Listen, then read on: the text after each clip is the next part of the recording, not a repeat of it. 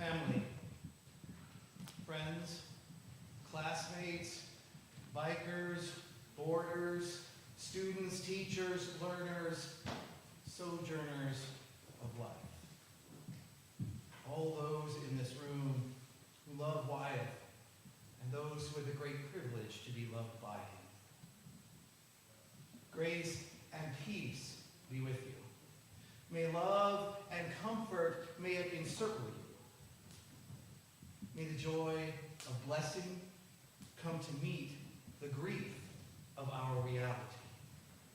And may hope linger in the air that we might breathe it in, and that it might even come to dance once again on our hearts made so heavy. My name is Brent Damer. I have the privilege of serving as the pastor of this church. And on behalf of Jessica and Todd, on behalf of June and Oliver, on behalf of grandparents, aunts and uncles and cousins too, on behalf of Steve and the Berkshire Waldorf High School community, and on behalf of all who call this very place home, welcome. However you see this room, know this. It is, at its heart, a sanctuary, which means that it is a place of safety. It was built 200 years ago and made for moments just like this one. Built that we might do the joyful and the hard work of life. To encounter the very mysteries of life and death, and most importantly, to do it together. Lifting each other and helping one another to take the only step we ever can, which is the next one. So welcome. Welcome to a time of remembering, of cherishing, of mourning, and releasing Wyeth True Curtis. A person of light and life, of kindness and generosity, a person of strong conviction and deep goodness. One who left this world way too early, and yet one who lived fully and deeply in the time we were blessed to share with him. Welcome just as you are, with all in your love and gratitude for his life, with all of the cherished memories your heart can hold, with all of the plans you still had for him. And yes, with all of your hurt and pain, with the emptiness his absence brings, and with any guilt you carry, the plans that went undone. And absolutely with any anger at a life cut way too short, wherever that anger might be aimed. For the one whose house this is can handle all of those emotions, your laughter, your tears, your joy, your sorrow, and your righteous indignation too.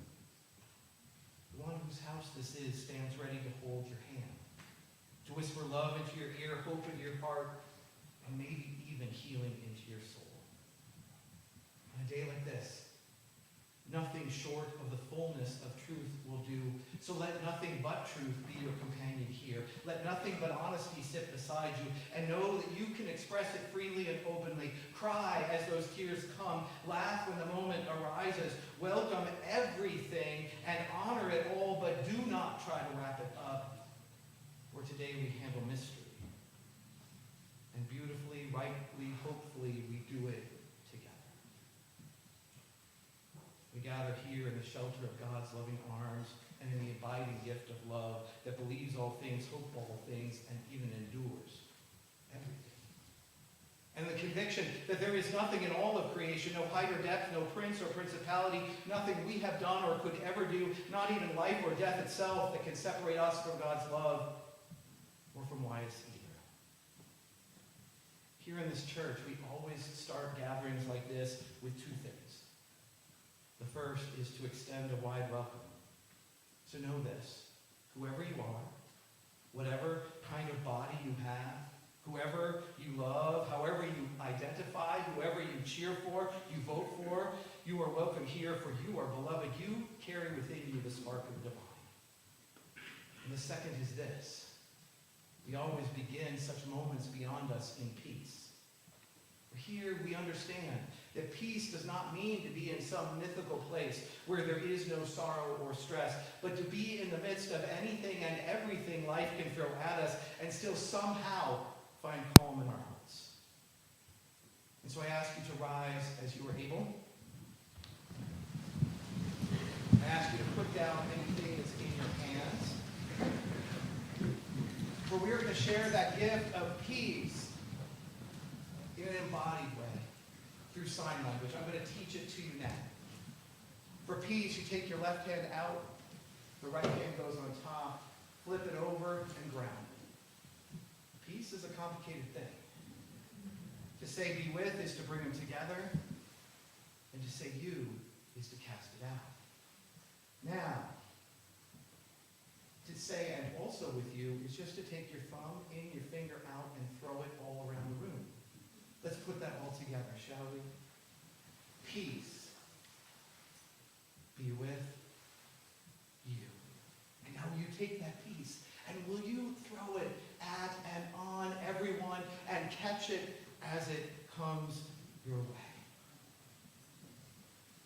And once you have received and given enough peace, you may be seated.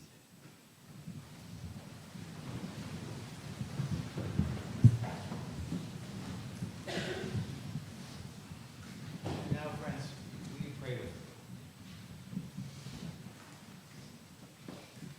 Holy and loving God, you who dwell in every moment, you who come to meet us with each new breath, draw near now, and by your Spirit, draw us together.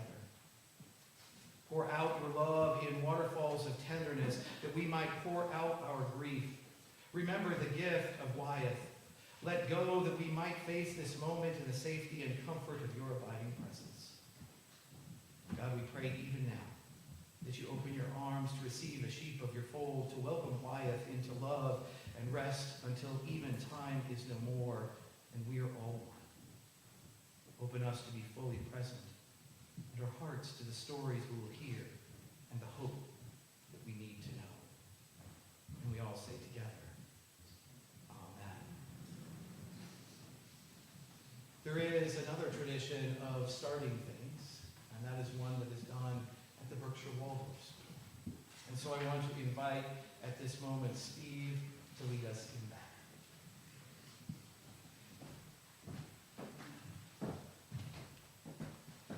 Good morning. If you went to a Waldorf school or a Steiner school, or you are currently in a Waldorf school or a Steiner school, even if you didn't graduate, even if it was a long time ago, please rise with me to say the one first.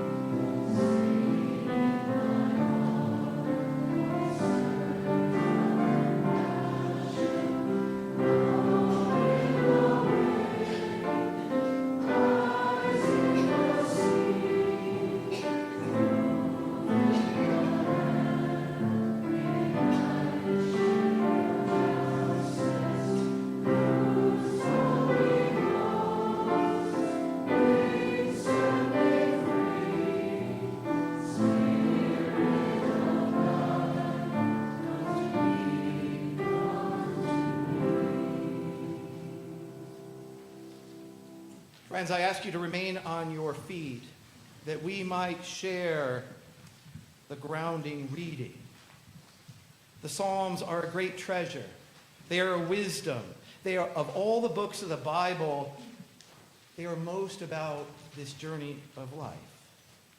In the Psalms, there are psalms about truth and joy and sorrow, gratitude and anger too. Like that wonderful morning verse. For people of faith, the Psalms were the things they knew on their heart, and they knew which one to invoke at the right time, and others knew how to join in with them until it rang forth beautifully like that verse did this morning.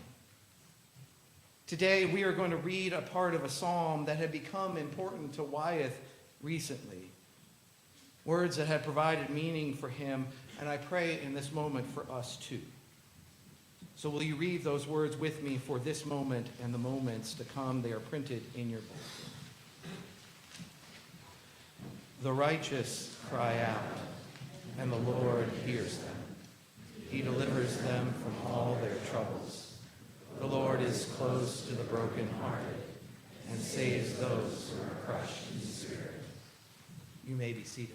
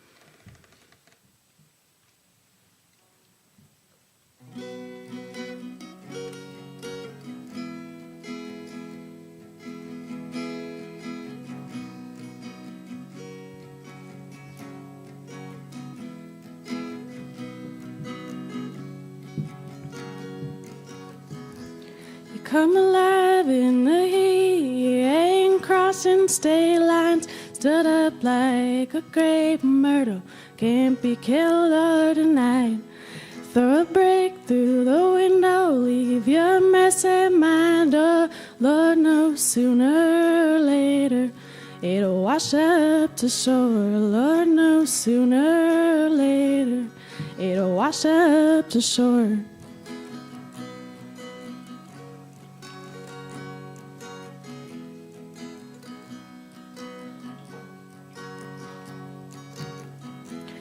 You're laughing and smiling, drove my Jeep through the mud, and your teeth and your tongue bright red from tiger's blood.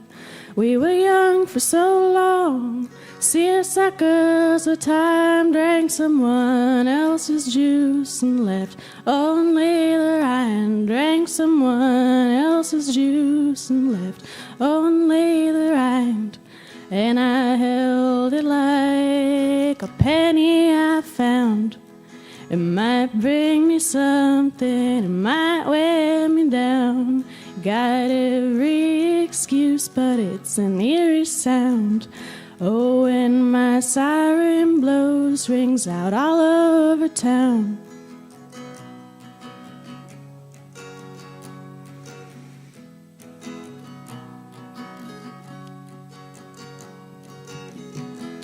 Named after a city you ain't ever seen, spellbinding copperheads banging a tambourine. And it's the kiss of death, it's the only way out. Galloped up to me, looked looked her right in the mouth, galloped up to me, looked her right in the mouth.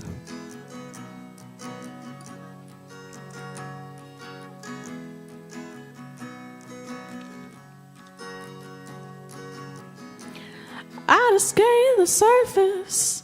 I left you alone by now. Truer words spoken like blood from a stone, and it fills me with dread. But I learned to ignore smell and dust. It creeps up through the cracks in the floor. Smell of dust. It creeps up through the cracks in the floor. And I held it like a penny I found. It might bring me something, it might wear me down. Got every excuse, but it's an eerie sound. Oh, when my siren blows, rings out all over town. When my siren blows, rings out all over town.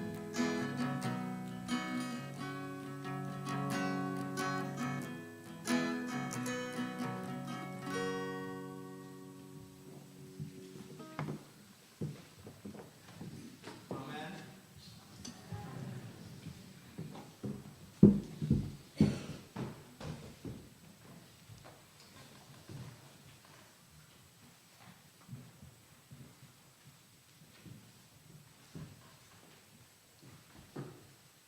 Thank you for that beautiful, beautiful gift. May we keep offering gifts to one another in these days. The longer I serve, the more I've come to see and understand this truth. That our faith traditions, flawed as they are, wide and varied as they are, when done well, our faith traditions, they are expansive. In moments like this, so clearly beyond any of us, they gather us together. In moments like this that are beyond us, they do make room for what we hold, what we know, but just as importantly, everything we don't. Done well, faith traditions resist easy answers. Those answers, you know, that are so tempting in moments we want to cling to anything. But we know that easy answers are never, or very rarely anyway, real. The gift of faith and of gathering is the collective ability to expand. To lean on each other, on ancient wisdom, on modern song, and on the very moment that we encounter. To not settle for something small in the face of something so big, but to open ourselves that we might approach these moments with increasing clarity and ever greater openness.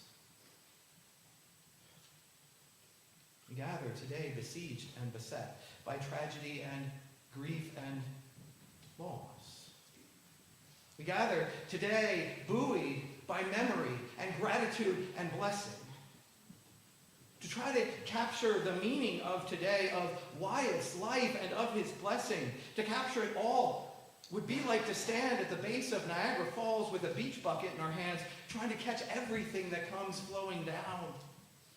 And yet here we are, beach buckets in hand. So hold them out and catch everything that you can. And yet remember that the flow, it keeps on flowing. And remember to keep coming back and sharing these gifts for one another every day to find more blessings. The psalm that we encountered this morning is a psalm about deliverance from danger and moments like this. It is about recognizing that there is in this world very real danger that threatens to overtake us. The kinds of things in life that are bigger than we are that might tempt us to draw in. If you were to read the whole psalm, it would start by coming to a place like this, to gather together in the midst of that bigness, to remember that we are not alone, to cry out and even sing the blessings we've experienced. I hope that those are things that you remember about today. And by the time we get to this verse, it remembers something, that God comes to the brokenhearted, that God delivers people from troubles. That word deliver, you need to know, doesn't mean that it prevents troubles from coming. It doesn't even mean it snatches you out of the way.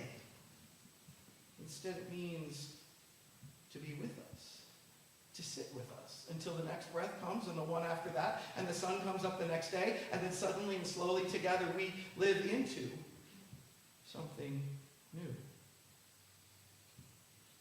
To show compassion, to breathe new breath into those whose spirit, the psalm says, is crushed. Spirit, you need to know, in Hebrew, comes from the same word that means breath. It means the wind that's blowing around on this day. We come to one whose breath is crushed. And yet the beauty of this psalm is it's not just about divine deliverance, but this psalm is meant to be instructive. That is, this psalm is meant to teach us of how we are to be following the way of the holy.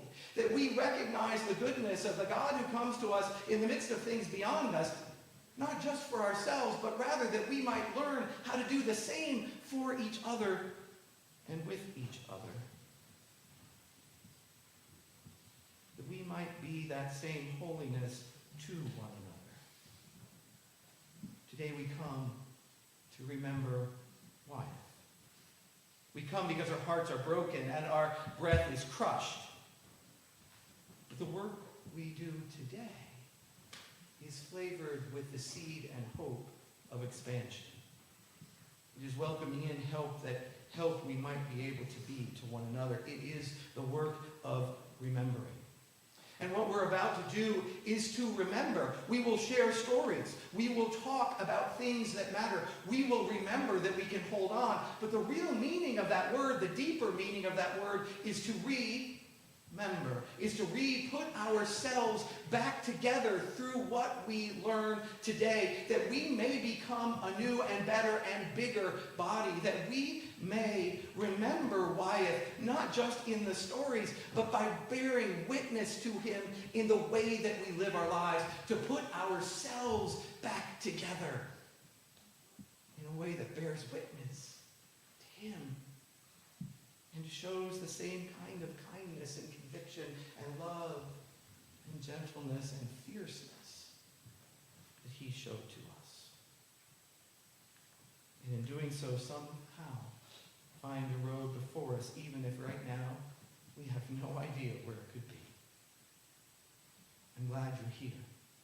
I hope and pray that you breathe, that you welcome in that spirit, that you hold on to hope even if it seems hopeless, that you hold on to Wyeth even as we prepare the hard work of also letting him go.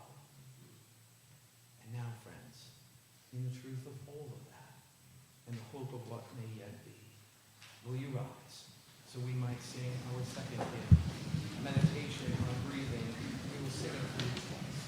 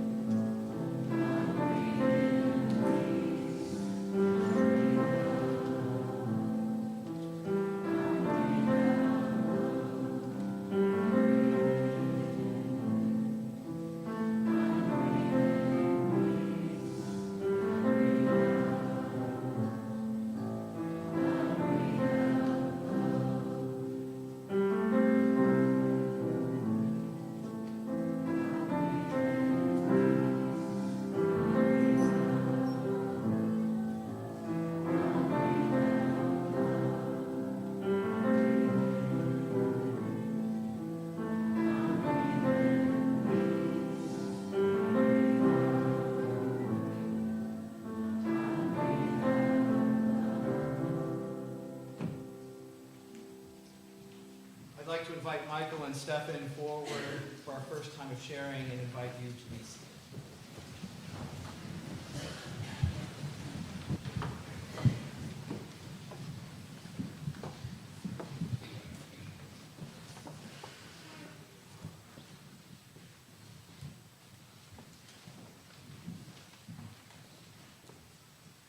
I just want to share a few memories and words for Wyeth. I met Wyeth in 7th grade, but we only really started hanging out in the past 2.5, 3 years, especially over this past summer. We really spent nearly every day together, whether we were driving, swimming, going to the gym, traveling. My fondest memories with Wyeth were seeing the Red Sox game in Boston at the beginning of the summer. And then we went a few trips to the city, and we spent 2 weeks in Utah afterwards. This summer was truly one of the best and most memorable times ever. And Wyeth and I became very close. Wyeth was the most humble, loving young man I ever met in my life. And I believe his mission was here to spread his kindness and share his generosity with his family and friends. He will forever be in my thoughts and prayers, and I know Wyeth is in a place of happiness. I'll forever love you, Wyeth.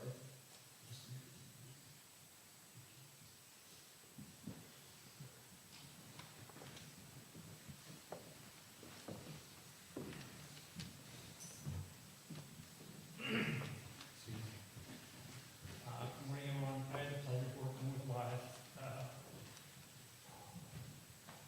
almost every day.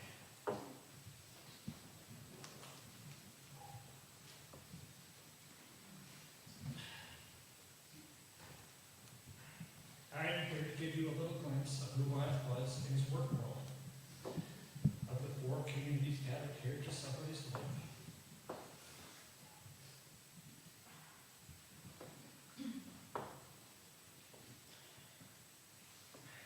The Berkshire Board family may be the one many of you know the least. So I'll do my best to shed some light on who Wyeth was in our double life world.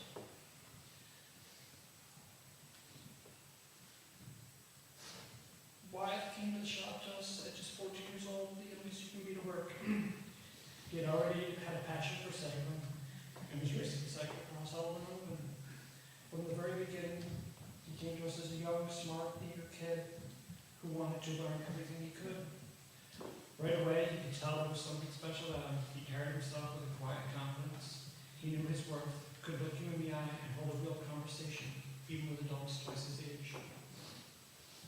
But what stood out most was that he never carried an ounce of ego.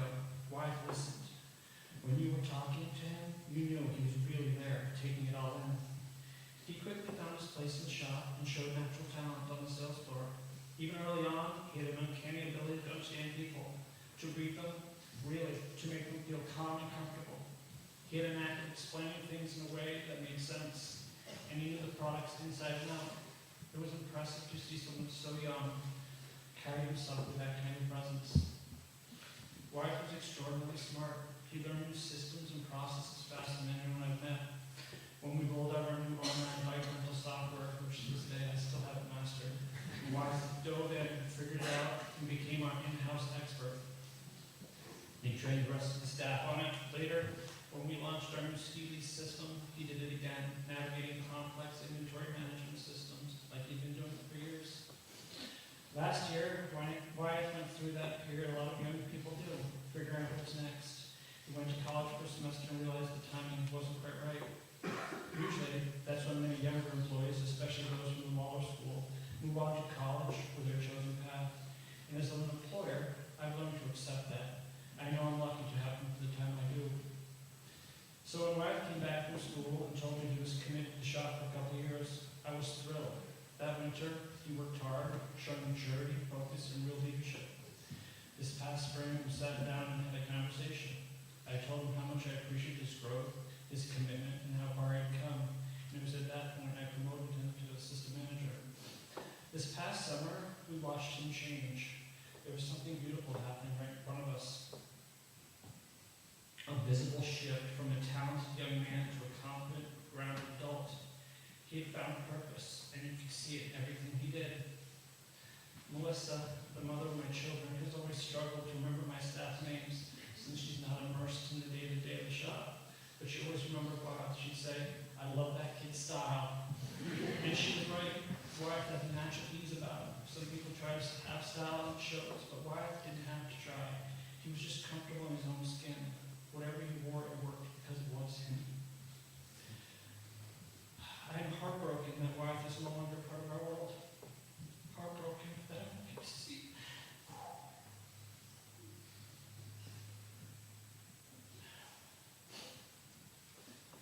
Where he would have gone next in the shop and in life, I truly believe his demeanor, the intelligence, and the heart were great things. He was one of those rare people who made you feel seen and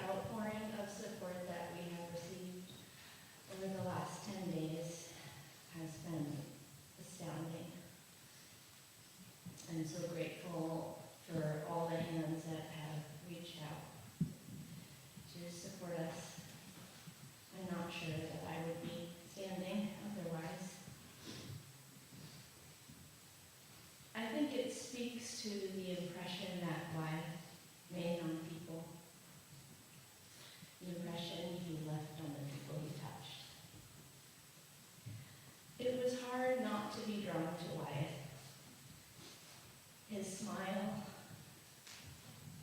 his voice, his presence. He had such presence. He had a brilliant mind, and he loved to debate any point. But more than that, it was like he knew what was right for him. He operated with certitude. It was like he was propelled by this inner conviction. I guess that's what comes with naming your child True. And I'll be honest, it was not always the easiest parenting game. Especially because he and I both like to have the last word. I can remember wanting to say to him, listen, kid, I'm the adult. So I get the last word. That's how this works. But not quite. He liked to figure things out on his own terms. He was charting his own course into adulthood, because that's who he was. I was often wringing my hands about it. Just wanted to have a plan, I would say to Todd. It turns out he had all the plan he needed. He was doing the things he loved, with people he loved. Selling bikes, making money, traveling, spending time with friends.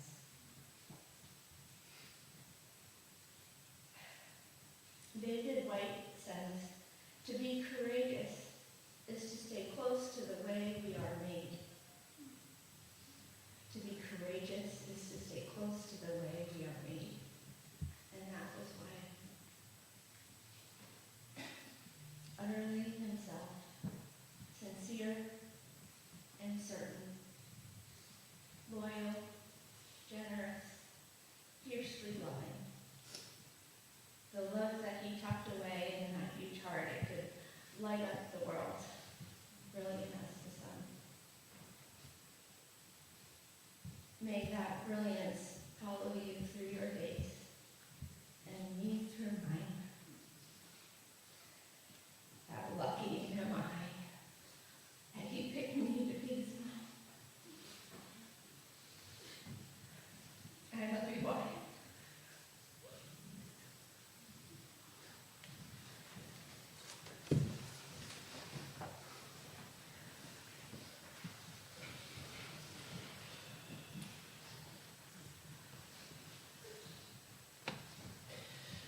Wyeth was the best brother I could have ever had. He taught me more than anyone else had, and he didn't even know he was doing it. When I tried to keep this brief, because Wyeth would always hate to listen to speeches that drag on. I want to read you something that I wrote in a letter to a friend just 10 days before the night he passed.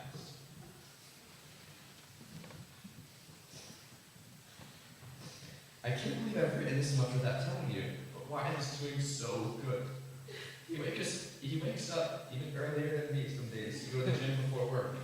He bought a motorcycle, which he loves. He's doing so well. I'm so proud of him, and I can finally feel us becoming the brothers I always wished we were. And though I am endlessly proud of him for waking up early, going to the gym, buying himself a motorcycle, it's not at all what matters. I'm proud of him for how he carried himself. The light he was in other people's lives, the light he was in my life, the kindness he showed for others. I'm proud of him for being a great bike salesman, yes, but I'm more proud of him for the smile he had on his face as he sold that bike. I love him not for the never-ending hands of blackjack, but for the laugh that would reverberate throughout the room as we played. He had the biggest heart and the kindest soul, and we should all try and emulate Wyeth. Be not remembered for the degrees and honors you receive, the titles before your name, or the possessions you acquire. Be remembered for lending a helping hand. Be remembered for the sound of your laugh and the size of your smile. Be remembered for how you treated other people. for he lives on through all of us. He's one large piece of the mosaic of people that make us who we are. Dear Wyeth, I am proud of you for the light you walk with, and I love you for the warmth you shared with others. I wish we could have finally become the brothers we've always wanted to be for each other. We were this close. If you are so blessed with a brother, tell him you're proud of him. Live in the spirit of Wyeth. Be remembered for your kindness, generosity, and humanity. But don't be afraid to make some cash along the way. I love you.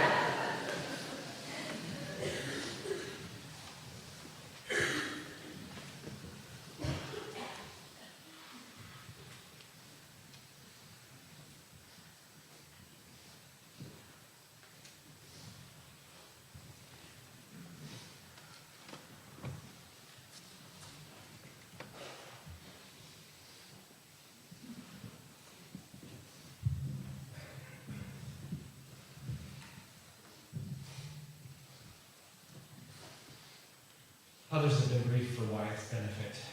I will not. I'm sorry, son.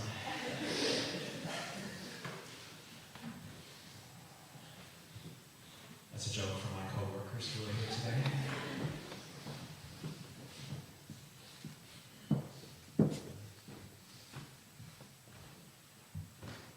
I'm going to begin with a couple of stories from Wyeth's youngest days. Days before a lot of you here met him.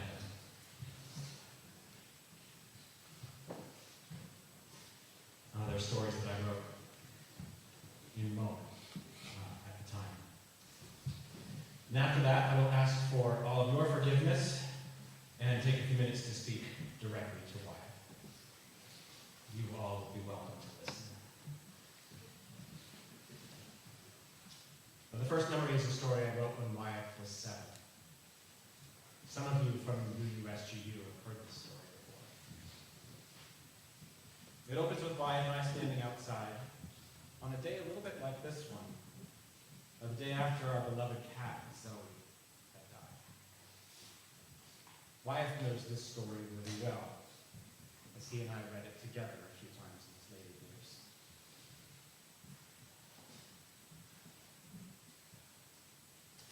I saw my son's body shaking, his lungs trying to pull air in, but convulsions from his crying pushing that air back out. We stood in the rain of Hurricane Sandy, digging a final resting place for Zoe, our cat who had passed the night before. I searched for ways he could help me, but between the rocks in our New England soil and the roots from the hemlock tree above, the digging was achingly slow. And too much for 7-year-old arms. But he had asked to help, and so he waited for his chance. Steadfast, arms at his side, dripping, as my crowbar and shovel made slow work. He doesn't often stand so still. He's much more likely than his older sister or his younger brother to be a blur, with volume pegged high. The kind of exuberance that some people label as a boy being a boy. The kind that looks like he's moving way too fast to possibly think, to possibly stop and feel. But he stood there, so clearly thinking and feeling. Though not completely still, because he continued to shake. Just as he'd done the night before, after the vet had come to the house and gone. He'd asked me to read him a story, and sure, I said. Maybe a Pooh story, he asked. Meaning one out of our vintage A.A. Milne hardcover, its binding completely loosened by overhead reading, and cover marked in crayon. Pooh wasn't his usual choice, at least not since he had willed himself to be enough of a reader to catch up to his older sister in Harry Potter. But I read, and he laughed with sincerity, as any child will do if you read him a Pooh story with all of your own. As he finally got into bed, though, the gaiety of those stories fell to the pain of his first loss. His bravado, which compels him to be faster, stronger, and funnier than all comers, had fallen and left him shaking, and he didn't stop for a long time. I told him in that moment that this is what makes him special, and why Zoe loved him so much. It's more than okay for you to feel this way, I told him. It's what makes you who you are. It's your gift.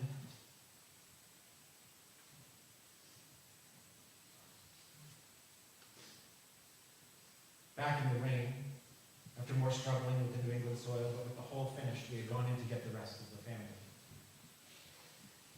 He took the cardboard box containing Zoe's body from the barn as we walked back toward the yard. It hardly weighed anything at all, but it looked so heavy in his arms as the rain splattered its top. His effort, I think, was in his heart and his breathing and his staring straight ahead. We reached down and filled the grave with the box, and shortly his brother and sister walked back toward the house with their mother. But he stayed. And he helped me begin to add back the dirt.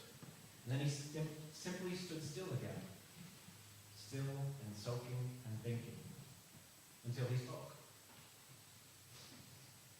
Can we mark it, Dad? What will we use to mark it? I'll get a flat rock, I said. I've got a few on the stone wall. Well, it has to be at least 3 feet tall.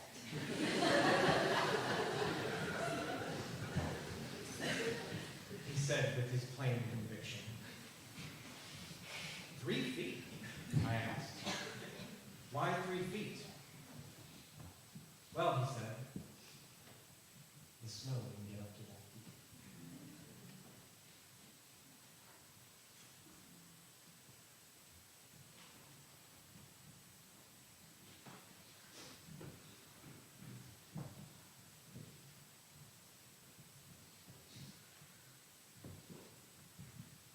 The second story is a poem I wrote on April 9th, 2014, the day before Wyeth turned 9.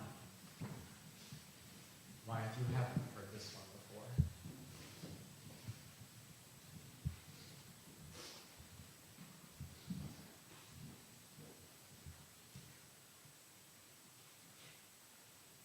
Today is the final day. He is almost 9.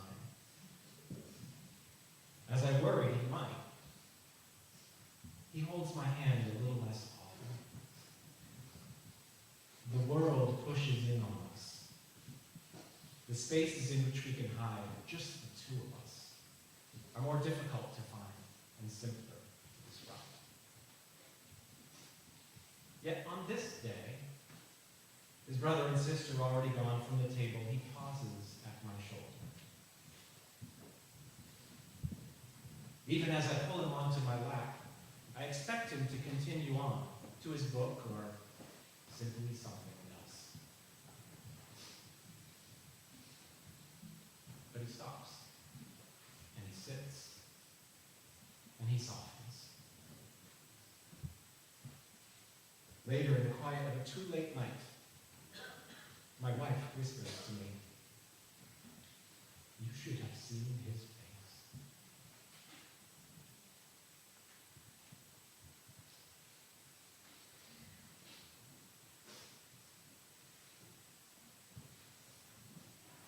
That part is for you all. Wyeth, my son, what else can I possibly say to you, my beautiful boy?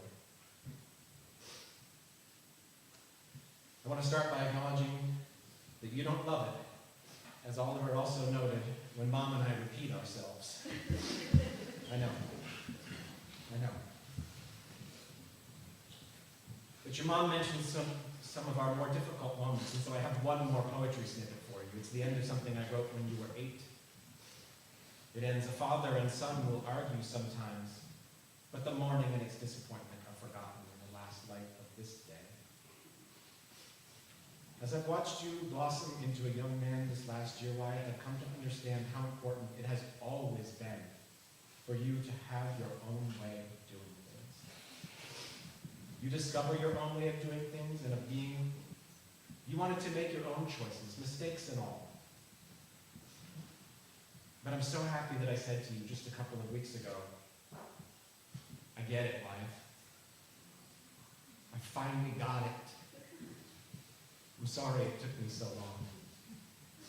After all, in this determination to be fiercely loyal to your truest sense of self and to figure things out for yourself, in this, and probably a few other things too, you are just like me.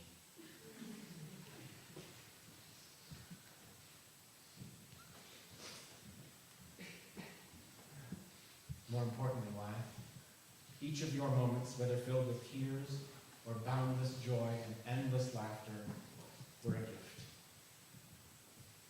What more could I ask? You showed yourself as you were, experiencing yourself and your own life. You showed your determination and your desire to always be growing into yourself. You showed up true. Your teachers noticed this. Your friends noticed this. Your coworkers noticed this. You gave others the courage to do the same. Wyeth, this was you saving all beings.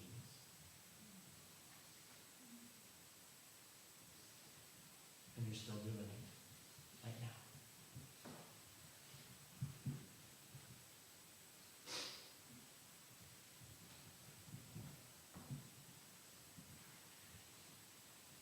Speaking of saving all beings, there's a Zen sutra that ends with this. My deeds are my closest companions. I am the beneficiary of my deeds. My deeds are the ground on which I stand. Wyeth, I have been so struck at how you have grown into these words, even though they weren't so familiar to you, especially these last few seasons. Your deeds have truly become the ground on which you stand. I've watched you act with care and attention, even when it meant struggling with focus, which didn't always come easily to you. I've watched you in the way you said yes to people, in the way you showed up for people, the way you met people and gave each person what they needed, the way you smiled at people in that big, bright, inescapable smile we all keep talking about. In this way, Wyeth, your deeds were flawless. In this way, Wyeth, you are flawless. And finally, Wyeth and I are almost done. Moving from deeds to feelings, I know and love and admire how deeply you feel and felt everything. And I know this was hard to manage sometimes. There's a reason you chose that song, which Reverend Dan read earlier, to wear around your neck. Alma always knew this about you too. Did you know that one? She used to talk about your eyes and the depth of your soul she could see in your eyes. Wyeth is special, she used to say. Our own eyes would light up as she said it. This is what made your presence so powerful, and it's something that connects everyone is here for you today, Wyeth.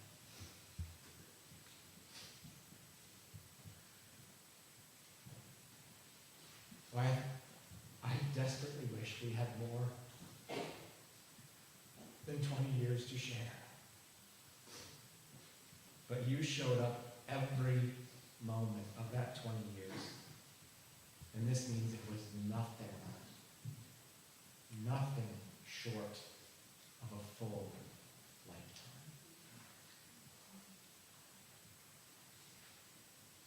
Wyeth, I am so proud of you.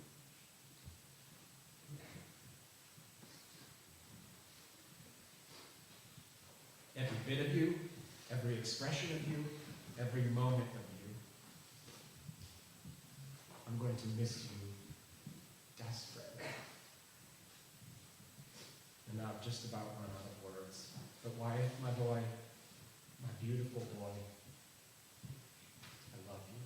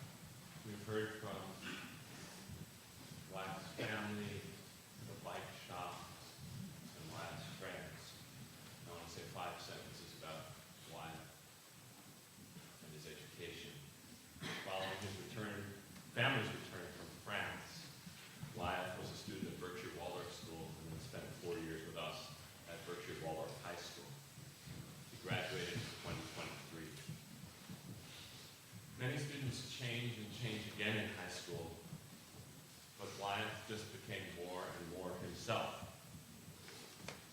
He was remarkably well-rounded, academic, athletic, and artistic, particularly in his acting in the Fall Festival of Shakespeare and other plays. In his senior year, he played Jack in The Importance of Being Earnest. At the end of the play, Jack is revealed to be Ernest, and Wyeth was Ernest.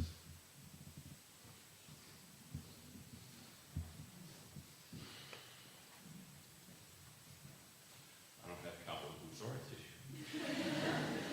Wyeth had a level gaze, a beautiful wide smile, a clear voice, and a firm hash.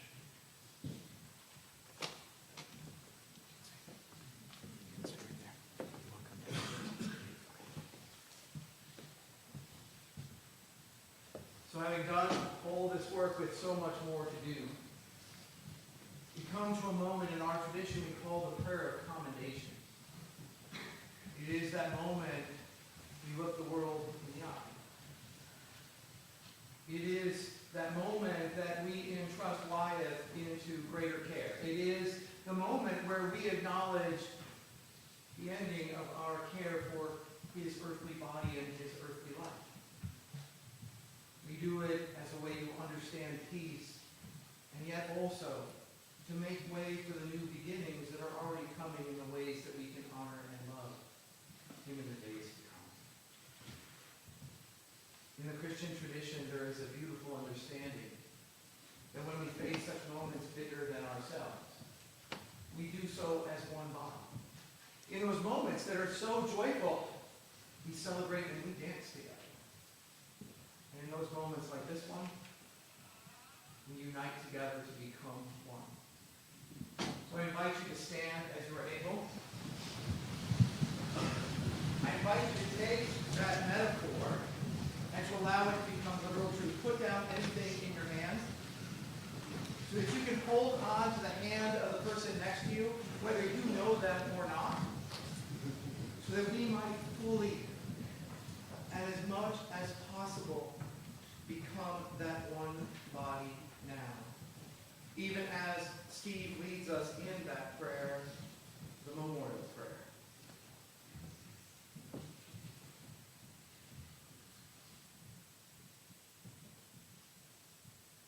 Newly tranquil spirit of our beloved one, Wyeth True Curtis. You have come, but there is no coming. Coming is like the reflection of a bright moon appearing in 1,000 rivers. You have gone, but there is no going.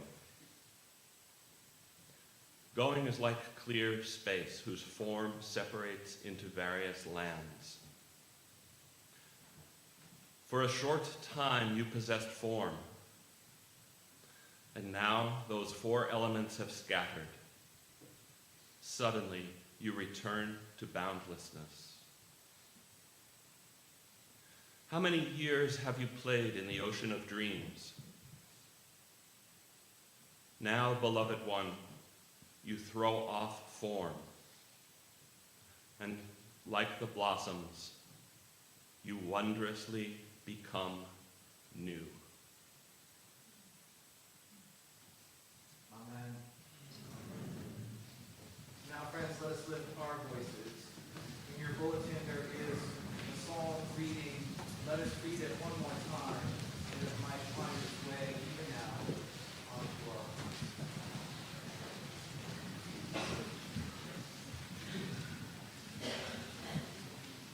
Let us read together. The righteous.